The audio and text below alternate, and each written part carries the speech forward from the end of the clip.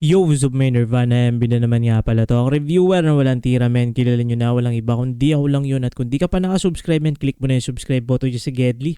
Para at least, men, updated ka sa mga ilalabas natin mga reaction videos, men. Katulad nito, men, ito. Shoutout dito sa tropa natin na si Harold, men. Pinapaspatan sa atin to. Kay Nitay. Kanta to, men, ng X-Battalion, men. Ito, hindi ko sure, men, kung napakinggan ko na to. Parang hindi, men. Kasi hindi ako familiar dun sa title. Pero nung binasa ko, men, yung sa description, ito medyo sad to, men. Parang kabit ni tatay, parang ganun, men. Spatan na natin to, men. Baka spatan pa ng iba. Let's do this. Yeah. Nakakamiss yun, men, kay Honcho. Maganda ang katawan mo, wala nang bago. Araw-araw nakikita ka sa kwarto. Pag pumapasok ka kasama si tatay, ang swerte niya kasi ngayon wala na si nanay. Ang sabi nga ng kapitbahay, ikaw daw ang aanay, sisira sa haligid na itong bahay. Okay. Mali man yung natunay, wala akong pakialam basta ako ay may magandang pakay. Sa pagtulog ko naisip ko na labihan ka, baka yun lang ang paraan para mapunta. Sa akin lang itama ang mali ni Papa, at ako na lang sana balikan ng karma. Mga di siya makatulog o binabangungot sa kasalanan sa'yo. Dahil sa ganda ng mubo, kaya kung gusto mo ako na lang mag-aalaga sa'yo. Ganda ng araw ko sa tuwing nasisilayan ka. Saya nararamdaman ko, lalo pag ika'y tinitigan na. Sa tabing pintuan nyo, laging nilalagay ang aking regalo para sa tuwing bubuksan mo may ngiting sumasalubong dahil in love. Ako sa kabit ng tatay ko, pagbukas ko ng pinto. Okay, akala ko, men, may kabit lang yung tatay niya. Yung pala, men, in love siya dun sa kabit ng tatay niya. How epic, men. Nagdadasal na sana ikaw ang makita ko.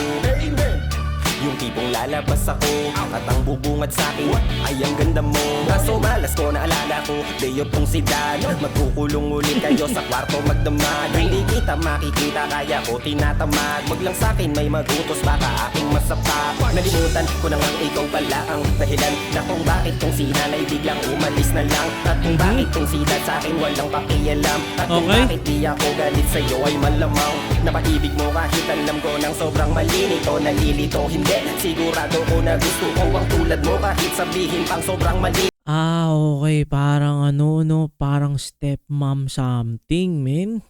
Ito ibigin ng babaeng kinabit ng ama ko kaya Ganda ng araw ko sa tuwing nasisilayan ka. Saya nararamdaman ko, lalo pag ika'y tinitigan na. Sa tabing pintuan nyo, laging nilalagay ang aking regalo para sa tuwing bubuksan mo may ngiting sumasalubong dahil in love. Ako sa kabit ng tatay ko. Trip ko yung mga trip ni Papa. Okay, Flow G. Kaya yung dalaga Pareho kami ng trip ni Papa, pareho ng panlasa. Grabe ka, Flow G. Salisin ni Mama, matagal ko nang pinapantasya. Kaso paano ko Wait lang, ano raw? Papa, pareho kami ng panlasa. Kaya yung dalaga natagasalisi ni Mama, matagal ko nang pinapantasya. Kasi yung dalaga na taga-salise ni Mama, matagal ko nang pinapantasya. So parang hinuhuli yung tatay niya, no? Tapos yung manguhuli na yun na babae, ito naman pinapantasya ni Flow G. Kaso paano ko maiiskoran, baka mapektusan ako kapag na-check ko hanap ko na ng mabuso. Nako kasi kung pwede lang sana ako na lang para wala nang nasasabi yung chismosa at chismoso. Mali kasi kapag di pa ka tumatabi, ganyan kasi sila kung mag-isip madudumi. Dito ka walang mali siya kasi bata pa ako ganun din yung kasi di ba. Dito ka walang mali siya kasi bata pa ako Parang si Lanceta yun Magkamukha naman kami. Sana agad kagaya ko si Dad pag bumidad ako. Yung pagiging malinig sa chick niya ay maman ako. Believe ako kasi nakasungkit siya ng kagaya mo. Napapalit kapag magkagalit sila ng mama ko. Sa pagtulog ko naisip ko na labihan ka. Baka yun lang ang paraan para mapunta. Sa akin lang itama ang mali ni Papa, at ako na lamang, sana balik ka ng karma. Baka di siya makatulog o binabangungot sa kasalanan sa'yo. Dahil sa ganda ng mundo, kaya kung gusto mo ako na lang mag-aalala sa'yo.